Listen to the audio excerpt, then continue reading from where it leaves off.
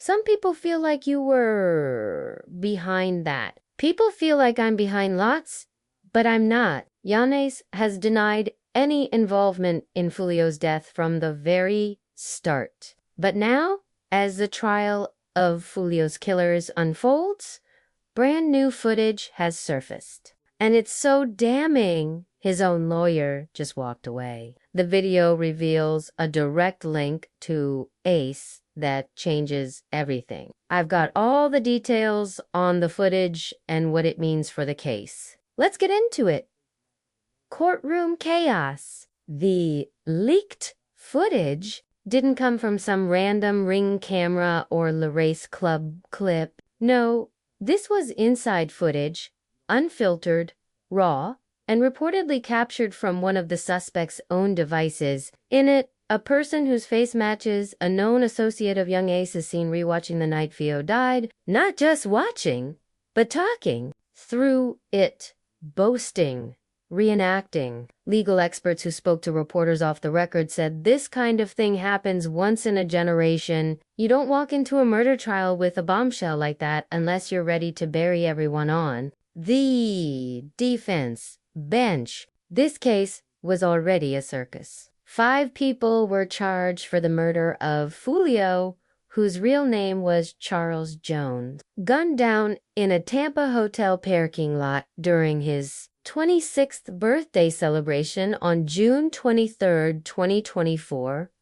The entire attack was captured across multiple surveillance cameras, including a Tesla in sentry mode, 3 shooters, military-style coordination, 2 vehicles, brass catchers on the rifles to avoid leaving shell cases, 1 victim dead, 3 others injured, and what was already airtight just got bulletproof.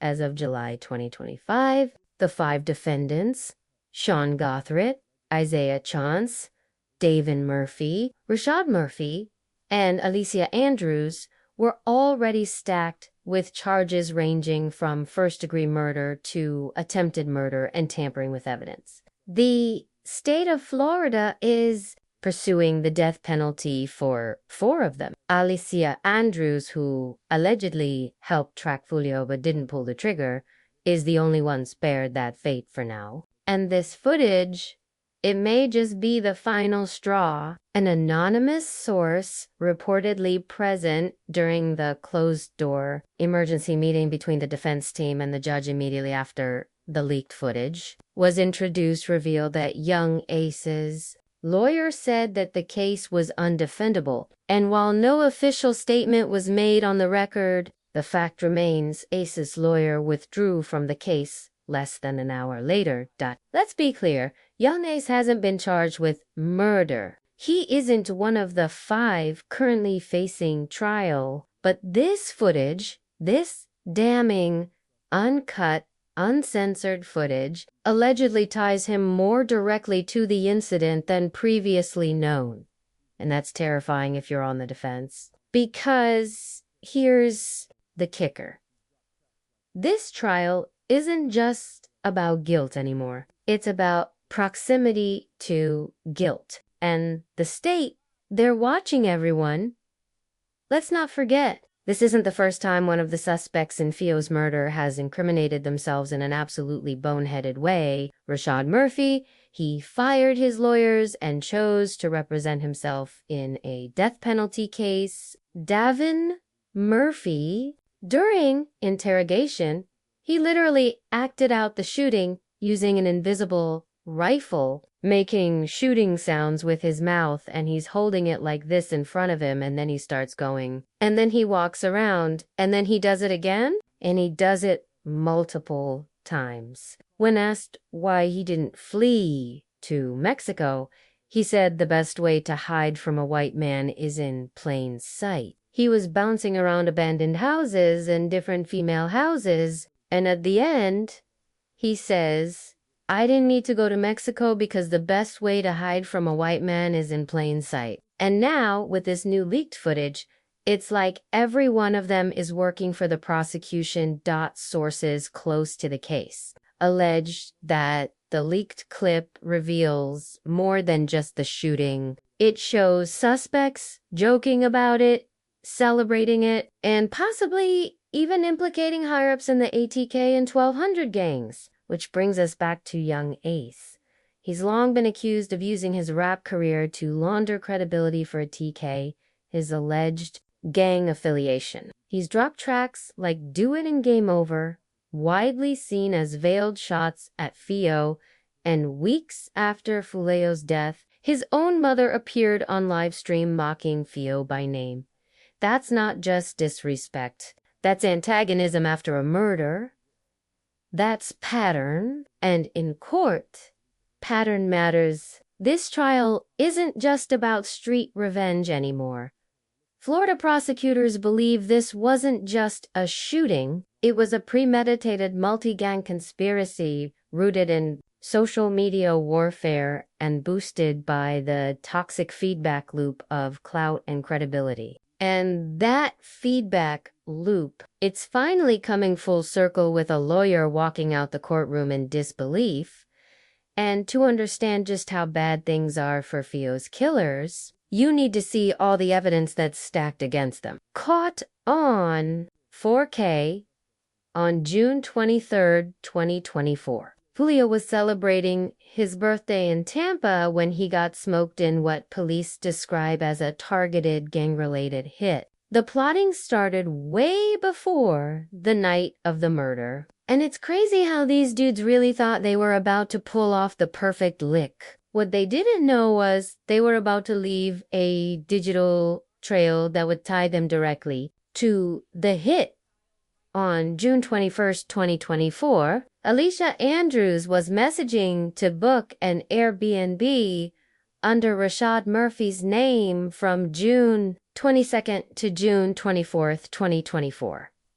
This wasn't no coincidence or last-minute booking. This was the first move in what the feds would later call a straight-up murder conspiracy. These cats were really planning this like it was some military operation. The 5 suspects, Isaiah Chance, Alicia Andrews, Sean Guthright, Rashad Murphy, and Davon Murphy, were plotting to body Foolio for real. The most grimy part about this whole thing is how they used Foolio's own social media against him, turning his birthday celebration posts into a GPS tracker for his own murder. The suspects were really stalking Foolio's Instagram account to track his movements since he was posting up his appearances at Teaser's Gentlemen's Club and Truth 80 nightclub on June 22nd, 2024. The coordination on this hit was absolutely insane, looking more like some cartel-type operation than regular streets. Beef, 2 cars were used, a silver Chevy Cruze driven by Isaiah Chance with Alicia Andrews riding shotgun, and a black Chevy Impala primarily driven by Sean Guthright. The crews were playing lookout, doing reconnaissance, and feeding intel while the Impala was carrying the shooters and all the hardware.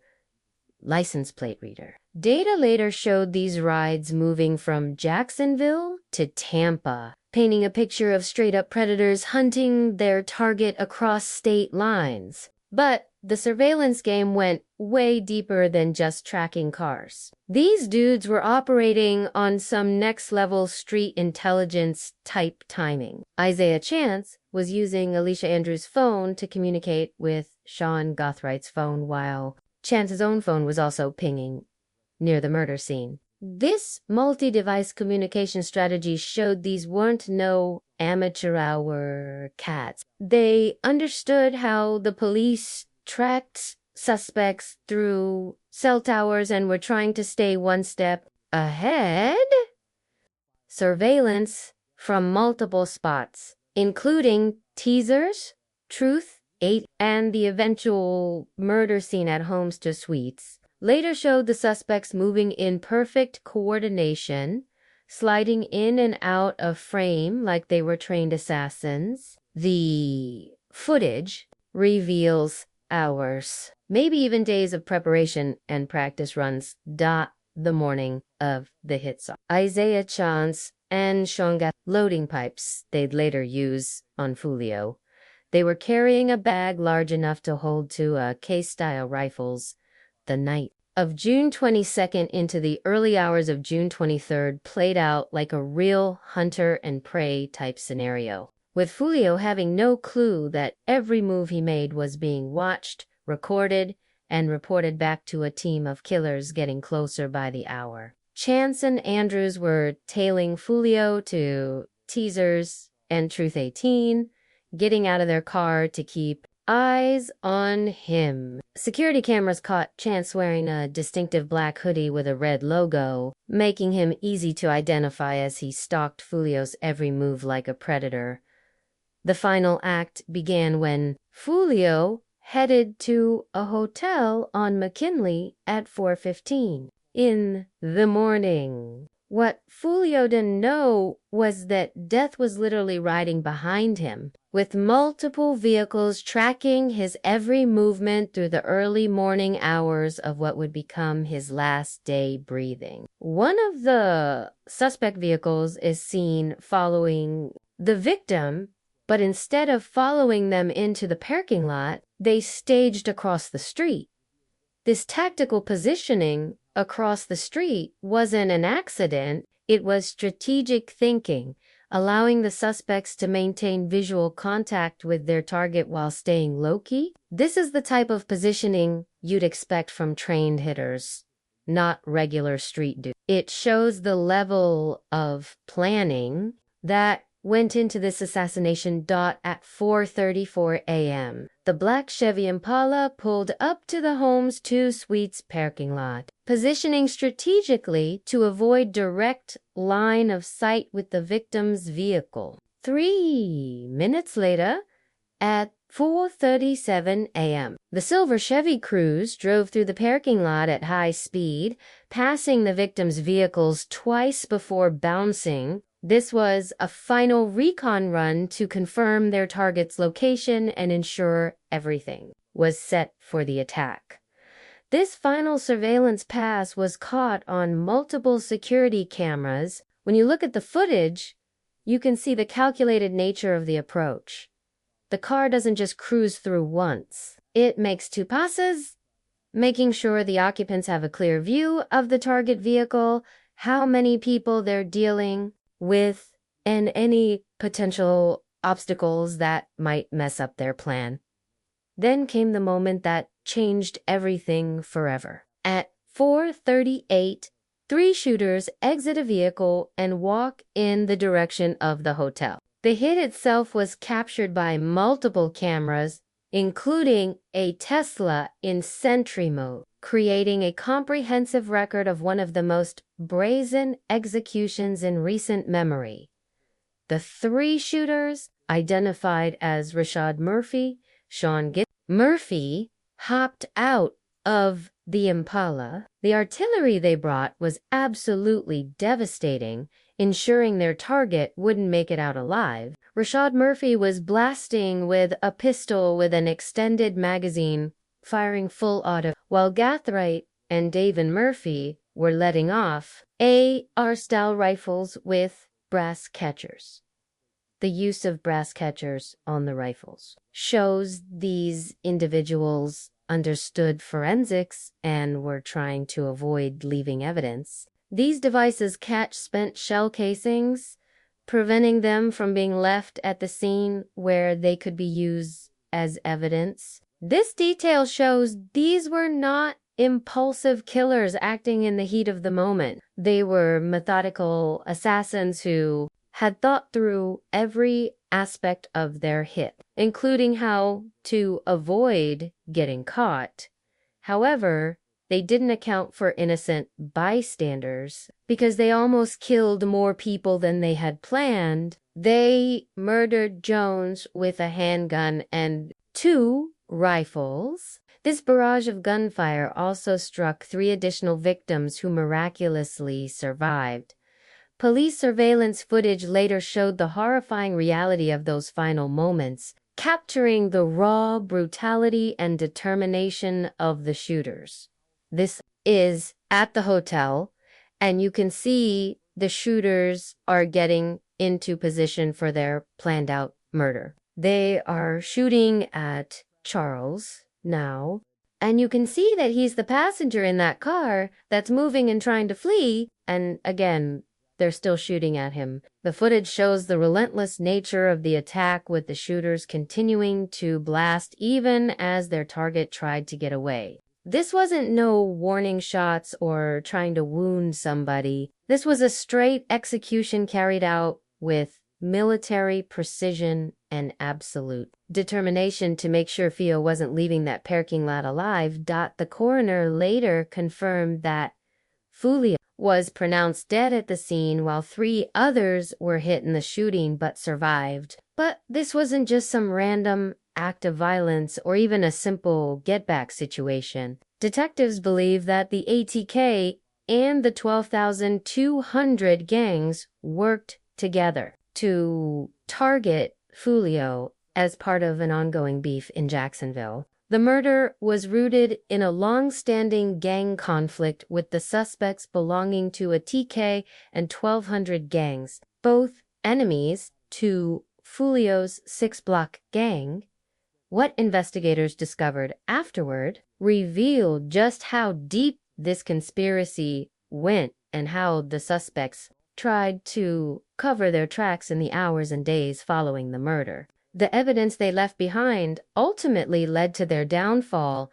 The digital footprints that exposed everything in the immediate aftermath of Foolio's murder. These cats really thought they had pulled off the perfect hit. They used brass catchers on their rifles to avoid leaving shell casings, positioned their whips strategically to avoid detection, and tried to cover their digital tracks through some sophisticated communication moves. However, what they didn't anticipate was the comprehensive web of modern surveillance technology that's everywhere in today's world, and the fatal mistakes they would make in the hours following the assassination that would ultimately expose their whole operation. The investigation that would eventually bring down their whole crew started with law enforcement recognizing that this wasn't just another street shooting, but a carefully planned execution that required a serious response. Surveillance video was critical in this investigation, as suspects were seen on video following Jones from location to location. But it wasn't just the crime scene footage that would prove these dudes were guilty. It was the comprehensive digital trail they left across multiple platforms and locations, creating a breadcrumb trail that investigators would follow from Jacksonville to Tampa and back again after the murder. The suspects tried to act normal and maintain the facade that they weren't involved, but their actions in those crucial first hours would provide investigators with a complete roadmap of their guilt and their attempts to cover up their involvement in one of Florida's most shocking murders. The suspects returned to their Airbnb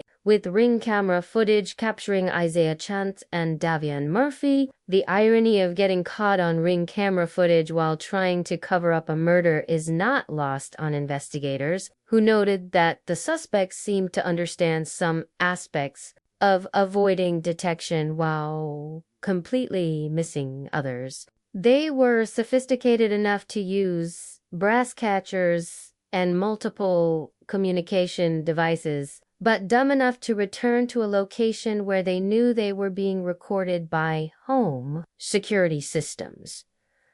The escape plan was methodical and showed clear evidence of pre-planning, but ultimately contained fatal flaws that would expose the entire conspiracy. Rashad Murphy, Isaiah Chance, and Alicia Andrews took an Uber, a 2016 gray Infiniti QX60, from the Airbnb to Sean Gathite's crib in Jacksonville around 15:08 hours on June 23, 2024, while David Murphy drove the silver Chevy Cruze back to Jacksonville. The decision to use Uber for their getaway demonstrates both criminal sophistication and straight stupidity at the same time. On one hand, using a ride-sharing service meant they wouldn't have to worry about driving themselves while potentially being watched, and it created separation between them and the crime scene. On the other hand, Uber keeps comprehensive records of every ride, including GPS tracking, payment info, and driver identification, creating an ironclad digital record of their movements that would prove impossible to dispute in court.